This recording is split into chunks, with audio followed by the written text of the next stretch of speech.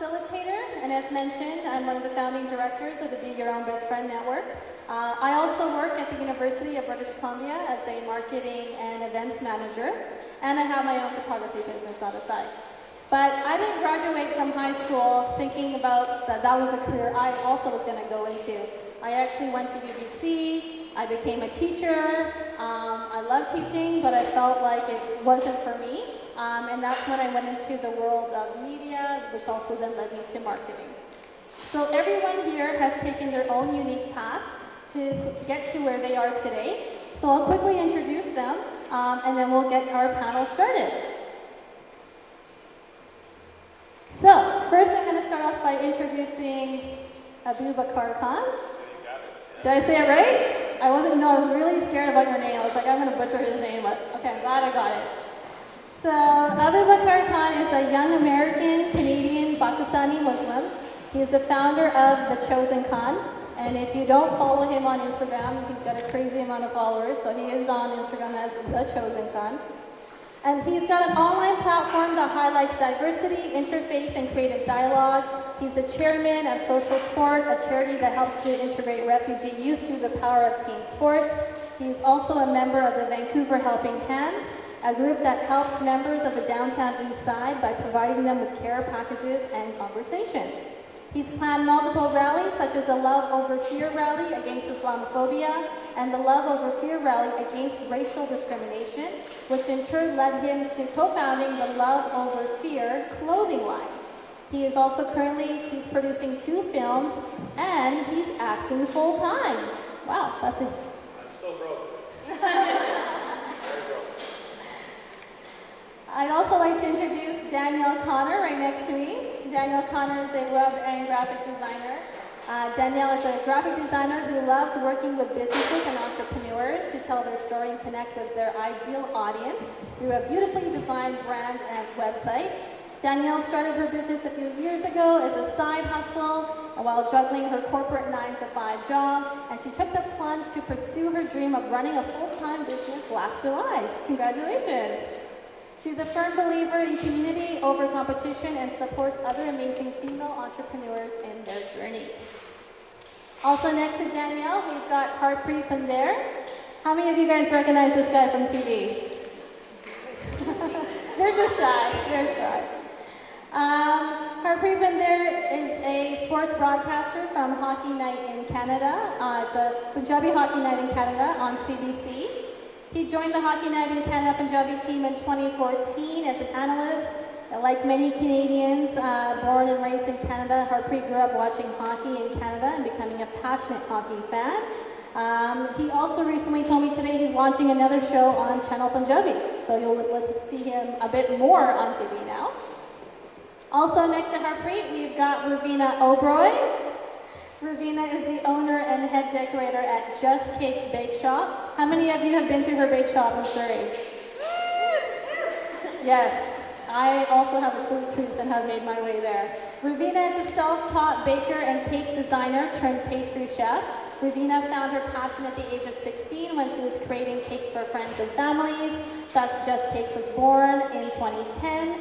Over the years, the small home-based business has grown popularity and perseverance in the local community and amongst social media, allowing Raveena to pay for post-secondary education all the while. After receiving her BA from UBC, Raveena traveled to Paris to learn from the best French chefs about the art of pastry. Returning in 2016, Raveena began to plan what is now known as Just Cakes Bake Shop, which opened its doors in July 2017.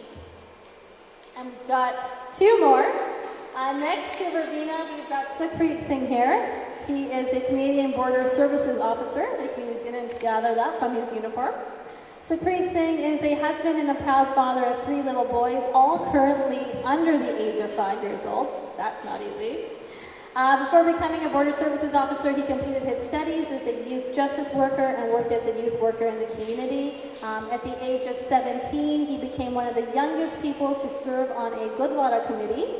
He has volunteered for many years in various roles, including as board director at the Surrey Food Bank, volunteering at local Gurdwaras, while advocating for increased youth programming, and he's also produced a variety television show. He's now in his 10th year service with the Canada Border Services Agency at the Pacific Highway District. And Sukhpreet, I have to say, I used to watch you on television as well. How many of you guys watch Border Security? How many of you guys recognize him from Border Security? You know, the things people do to get into this country. We'll talk about that later. And last but not least, I'd like to introduce Taran Cheema. She is a fashion designer and owner of TKC Design Inc. Taran, also known as Taranji Cheema, is a Canadian-born designer who has a strong eye for colors and graphics. She's wearing one of her own designs right now. Originally, she pursued her love for fine arts, which naturally progressed into an interest in fashion design.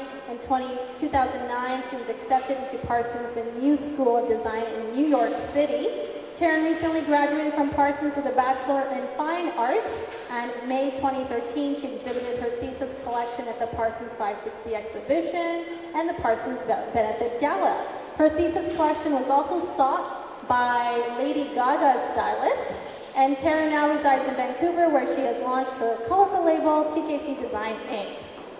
So I'll start off with Abubakar. And yeah, if we don't mind sharing the mics, that would be great. Tell us about, because you do so many different things, tell us why you got into the field you did and what you love about it. Okay, that's a loaded question, but I'll say, I just sucked at everything else. That's what it was. I was just really bad at everything else.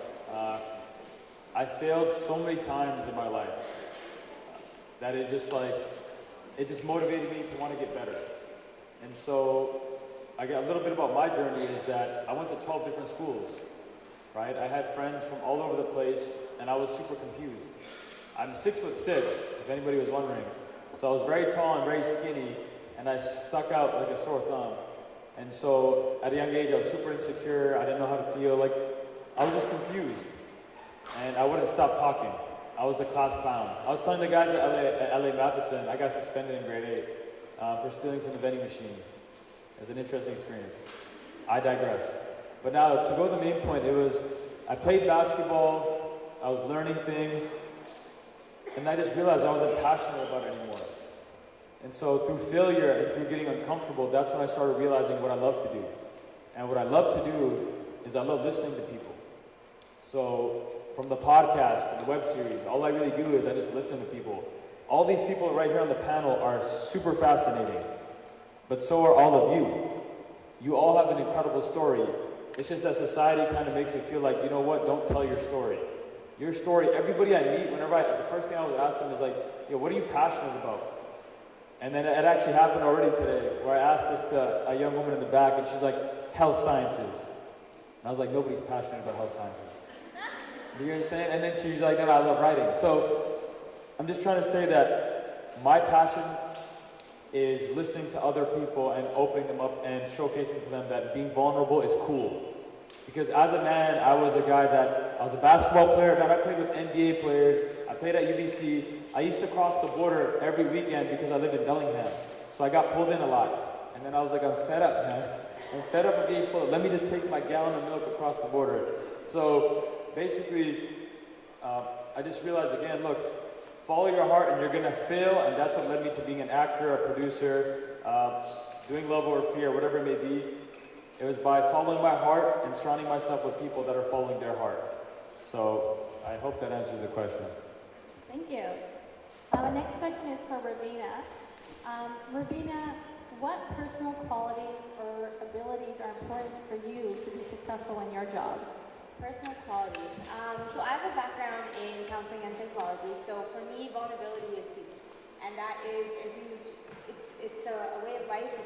It's a quality to possess. It's to be open to being open, really, and be open to sharing your story. It's something that you said, and that quality in and of itself will help you be honest and be genuine and be genuine. Yeah, at the end of the day, and that's if you carry authenticity within throughout your life, anything you do will be done with real emotion and real passion, and that's what's important.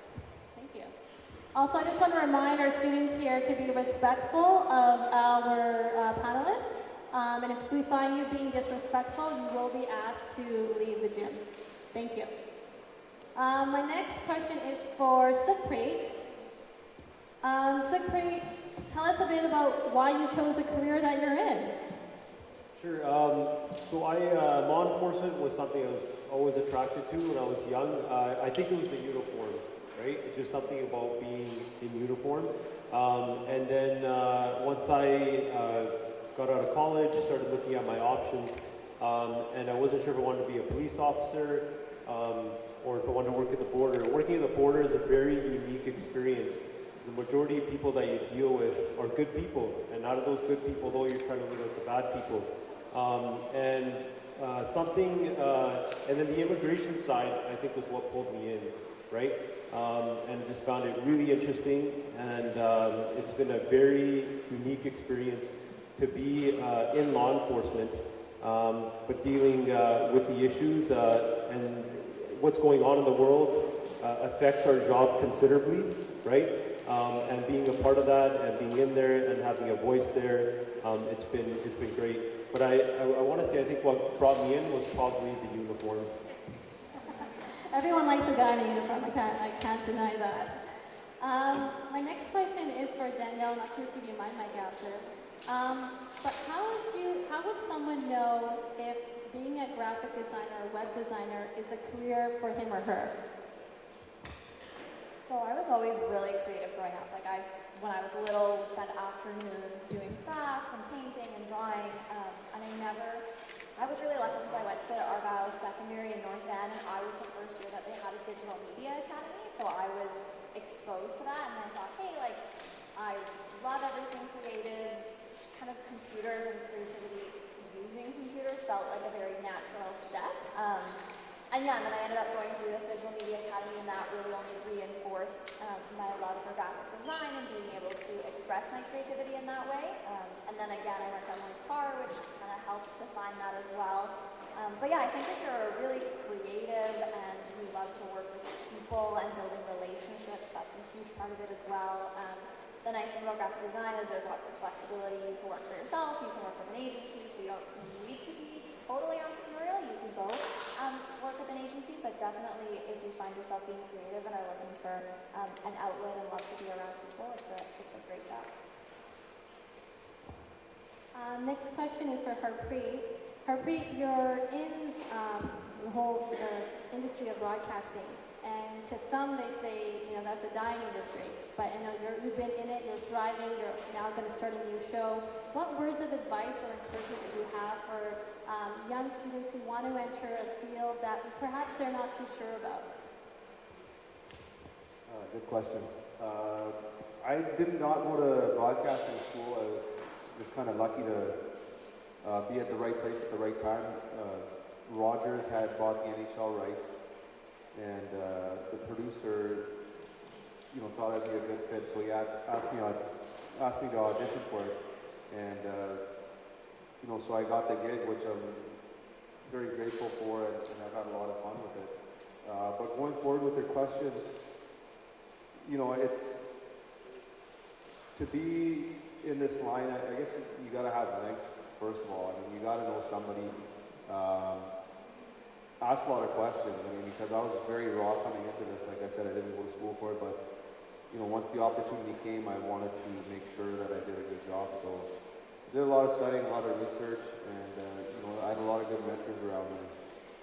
People that had broadcasting underneath their belt, and they were a lot of help for me. And the other one is, part of me didn't even believe in myself that I could do this, but I had other people that believed in me first, and that's something I kind of built off from there. So believing in yourself is very important.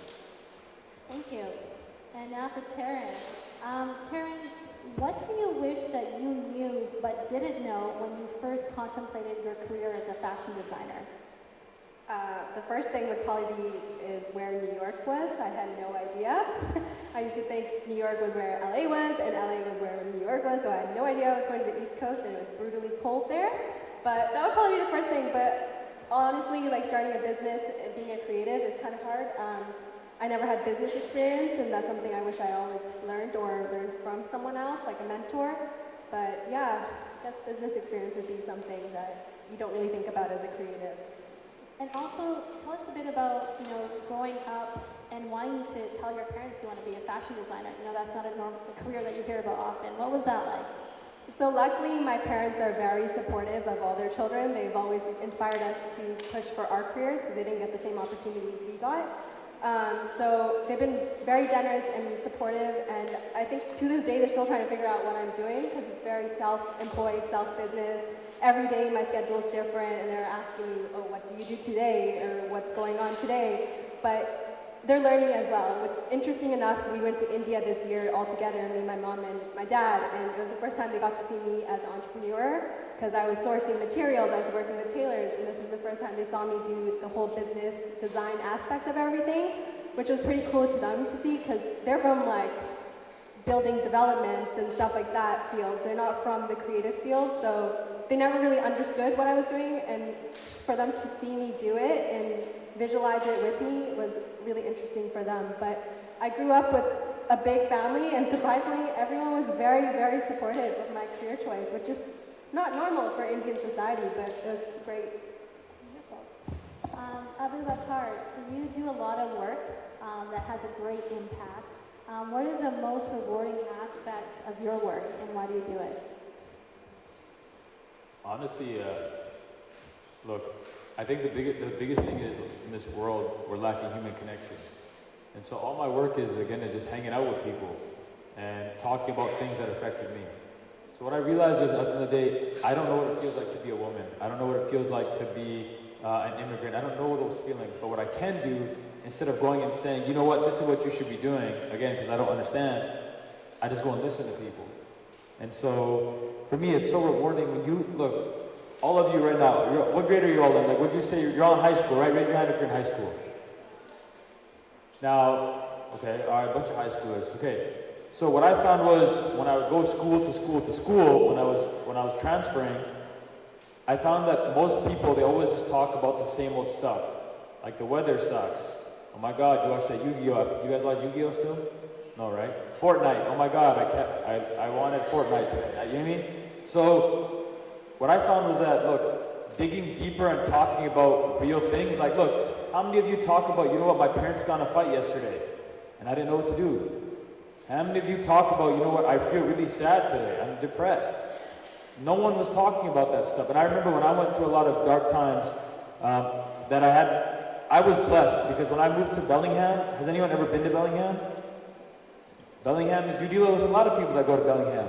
The gas is cheaper, and the milk is cheaper, so you go to Costco, right? So I went to school there for 2 years. I went to university there. And when I graduated from high school, I was completely lost. I was a baller, that's who I was. I was cool, you know what I mean? Playing winning provincial championships. I was just like, I'm the man, that's how I felt. When I graduated, I had no idea what I was doing. Everyone around me was posting on Instagram that, you know what, I'm at UBC. I was going to Whatcom Community College. You know what I'm saying? It was an interesting experience. But what I'm trying to get at is that everyone is just showcasing their successes. How many of you play Fortnite as an example? You only showcase that you won. You never showcase that you lost. So once I started going through all these things, I realized, man, let's talk about the real stuff. Let's talk about when you lose. Let's talk about when you're happy, when you're sad. So I had a group in Bellingham, 5 guys that would talk about their feelings. And so all I do now, literally all my work is how many of you are on Instagram? Raise your hand. Follow me, Chosen Khan. I'll follow y'all back, I promise. Selfless promotion. But I was going to say, on Instagram, all I'm doing is talking about real things. All I'm doing is talking about what it felt like when I got suspended. All I'm doing is talking about what I felt like when I was depressed. All I'm doing is listening to other people talk about when they were alcoholics or when they got the uniform. That's all I'm doing. So one thing I'd implore, and this is the end of my answer, is start being real. On social media, don't post that photo of you just looking good. Post that photo where you don't feel good. Be real, and I'm telling you, that's all I started doing, and then people started following, and we started hanging out, and I started having friends. It was really cool. So yeah, be real. Thank you. Next question is for Raveena. Raveena, as a South Asian woman, opening up your own business in the heart of Surrey, what have some of those challenges been like for you? Oh boy. All right. Are you ready for story time? So growing up, you know,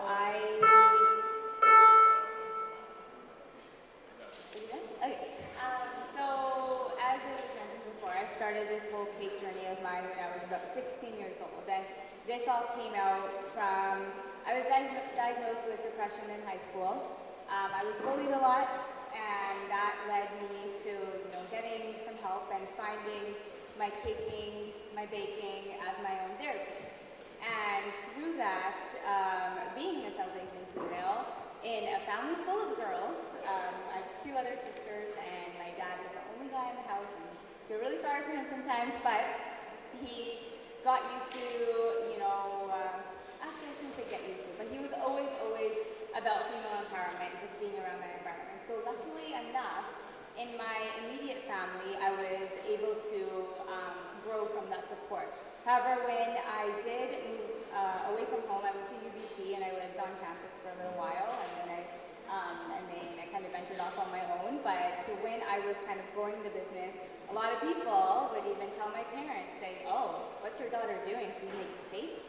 What? That's not a career path to follow. Isn't she going to become a doctor, engineer, a lawyer, or whatever else?" And luckily enough, my parents were super supportive, but I got that backlash. I got that backlash from my own peers, from people that said, "Oh, you're not going to make it. This is a waste of your time, or this isn't a feasible career, so what's the point?"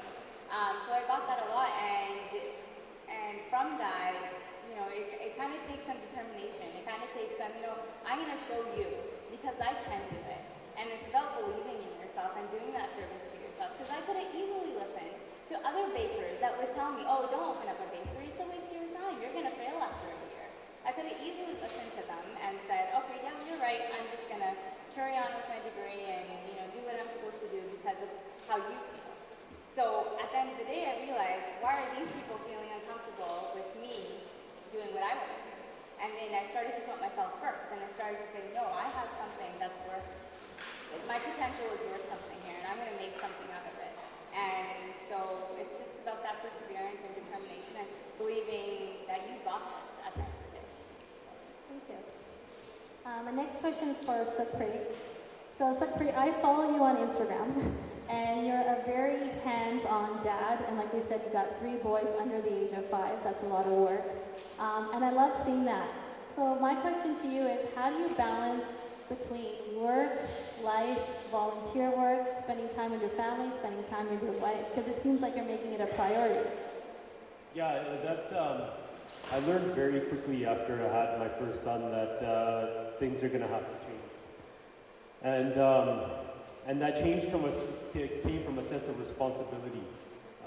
And I just knew that, you know, I can go out and do volunteer work and do those things, which I really love doing. But to me, it just didn't matter if I wasn't bringing it home. And so it was important that I brought those values home. And when I brought them home, I knew that I had to prioritize.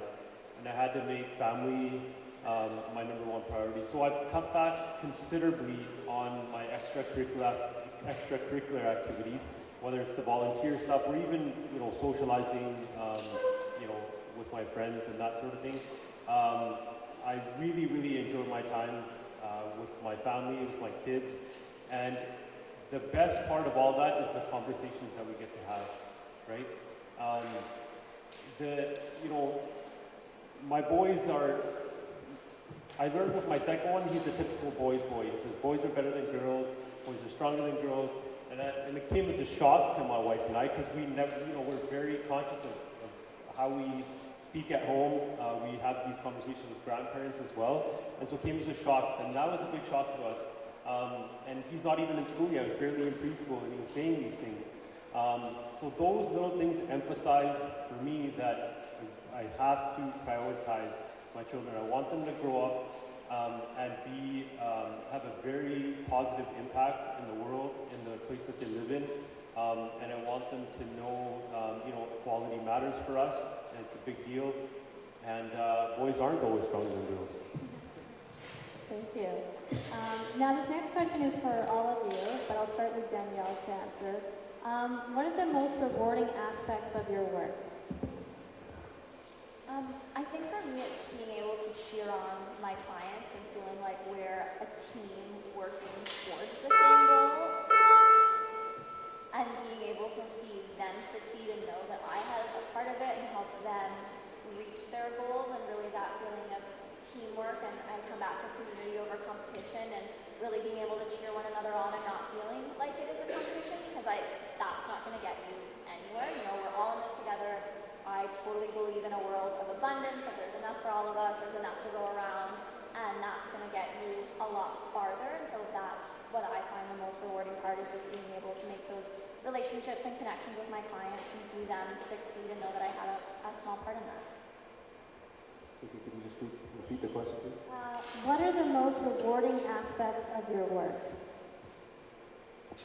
Most rewarding aspects would be, you know, with the broadcast that we do, just getting the feedback that we get from other people.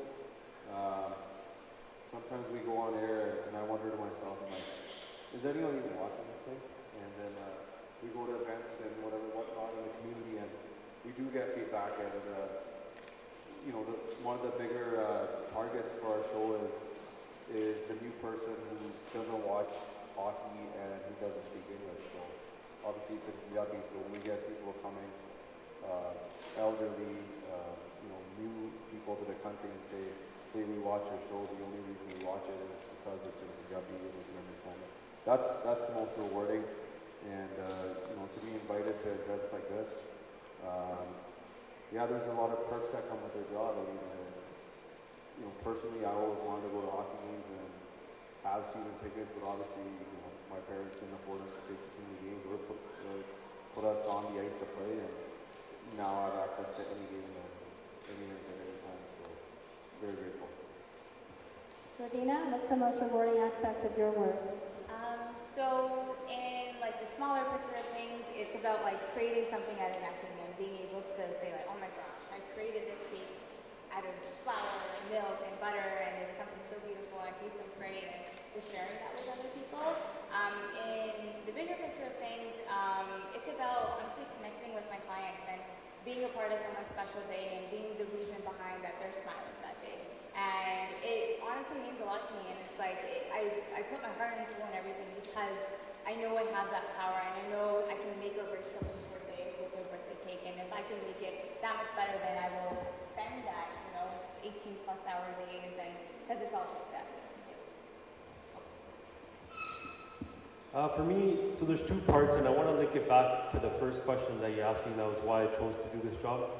And the reason the uniform was so, I realized I didn't touch on this, but what was it that attracted to me? I already wore a uniform, and I wore a uniform my whole life, and that was my turban, my dastard. And what I was taught was that as a Sikh and as a Khalsa, that I'm meant to stand out, right? And that I have to put myself in front of others. I'm always ready to help. I'm always willing and ready to make a contribution to my community, to my society. And so this was a great opportunity, and law enforcement gives you the opportunity to link up those two things. It's like, how can I take my personal values and beliefs that I've been taught and take it into my career, and then also be able to make that positive impact, and you get paid in the process. And so that for me is very rewarding.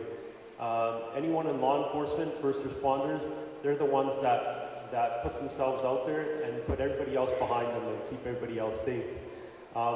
And so for me, that's very rewarding. And with the thing with working at the border is you get to meet people from all over the world that travel to Canada, and we get to share the value of what Canada means with them, right? Just being a Sikh, wearing a turban, being brown, saying welcome to Canada, it's a pretty unique experience when someone comes from like Southern America, right? Never really had that interaction before, and it is very rewarding. And I've had some negative experiences, right?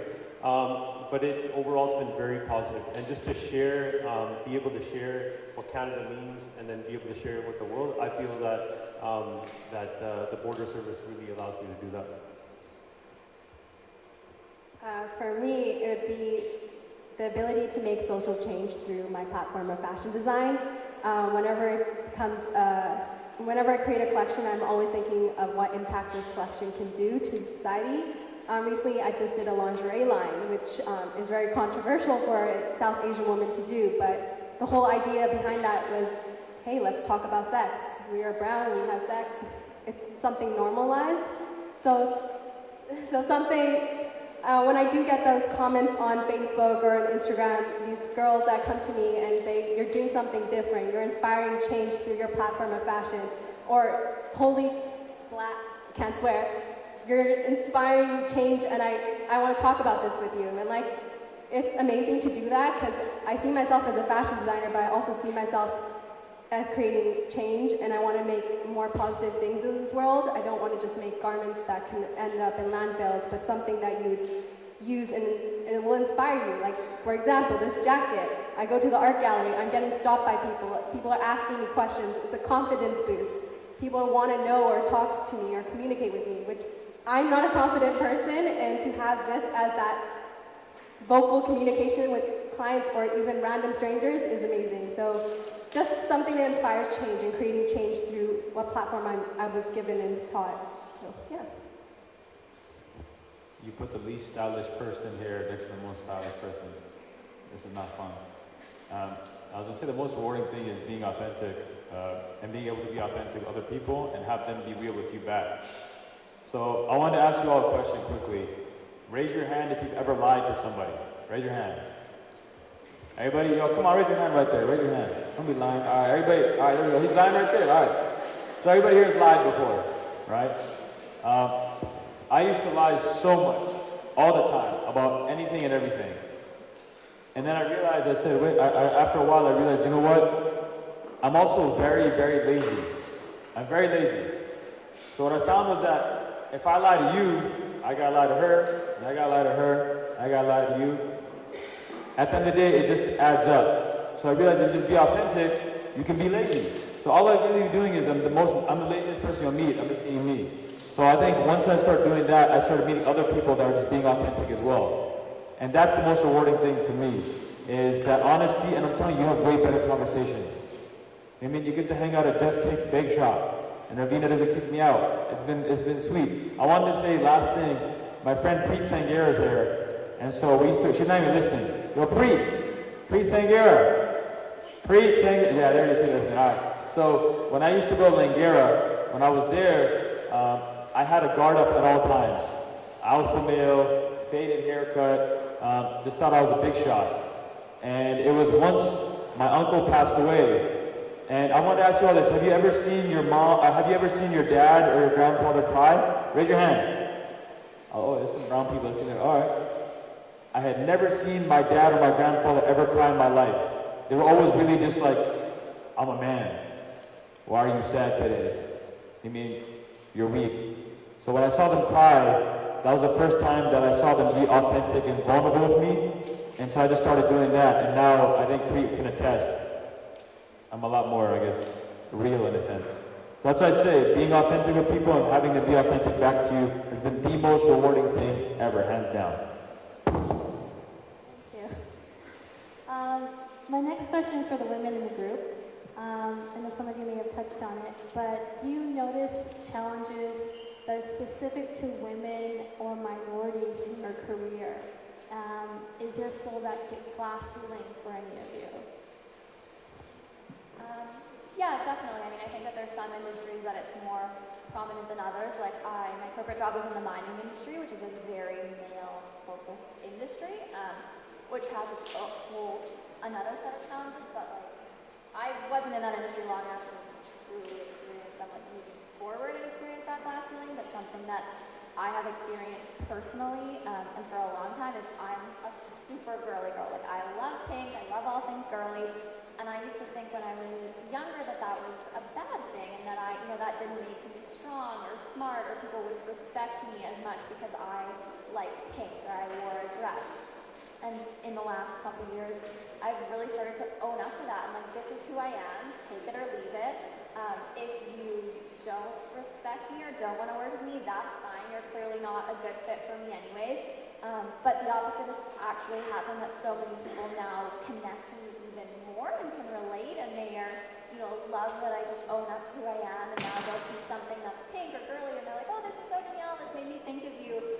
And so it's been really neat to see sort of my personal brand and my business's brand develop like that and really align myself with my ideal clients just by being true to who I am and owning it. So yeah, I would definitely encourage everybody to own who you are, and you know, you'll align yourself with the right people. For me, I did touch on it a little bit before, but in terms of like the cake industry, which is actually quite saturated with other females, I didn't really find that. However, in the business aspect of things, in terms of like actually opening up the bake shop or actually networking, I definitely have seen that where maybe your male counterpart wouldn't take you as seriously, or when I was, for example, doing renovations or getting all the permits in line and everything for construction purposes in the bakery, people didn't want to speak to me. People wanted to speak to my dad. It's like, no, I'm cutting the check here, so you talk to me. And yeah, so I definitely found that when I was actually opening up the bakery and getting everything in line, and it's interesting to see. And then when you do put your foot down, you're kind of labeled as that word.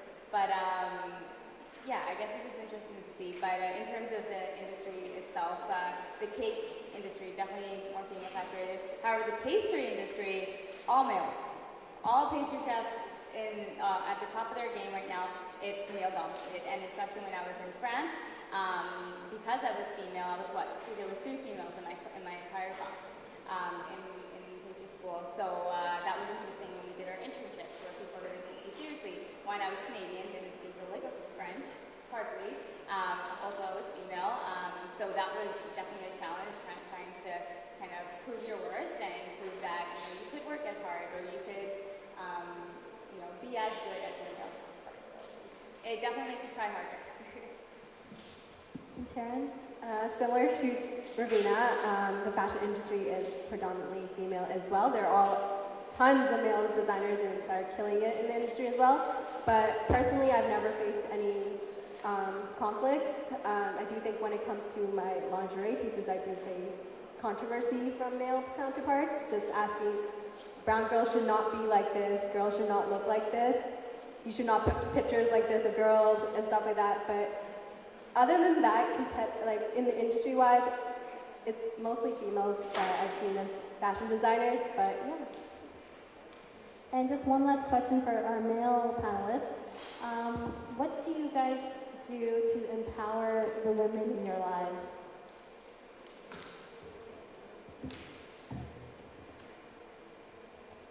For me, my daughter is she's gonna be 5 years old in July, and sometimes we watch TV, we watch sports, and she asks the questions like, "Oh, Daddy, why is it all guys playing?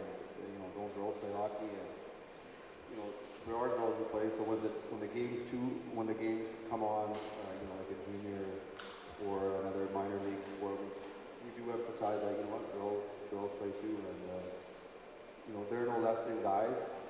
Just recently, we put her in ball hockey, Delta minor ball hockey, and she's the only girl on the team. And I want to make sure, I'm the coach of the team, and I want to make sure that she feels no less than a boy just because she's the only girl. And whatever she decides to do in life, we're going to fully support it, both my wife and I, because. I grew up in the 80s, and when her parents used to get together and stuff at the Punjabi functions and stuff, it'd be the guy sitting in one room and the girl the lady sitting in the other room. There wasn't much interacting amongst the two, and the ladies are doing the cooking, this, that, whatever, and the guys just sit there and eat and whatnot. And so the times have changed for us. It's different now. We go to those functions, and my son is 9 years old. When the diaper needs to be changed, my wife just hands her off in front of everyone. Part of my pride is like, so don't do that in front of people. She needs it, right? But it's fine that she does that, right? Like the older generation's got to know that this is the times that we live in, and it's about equality today.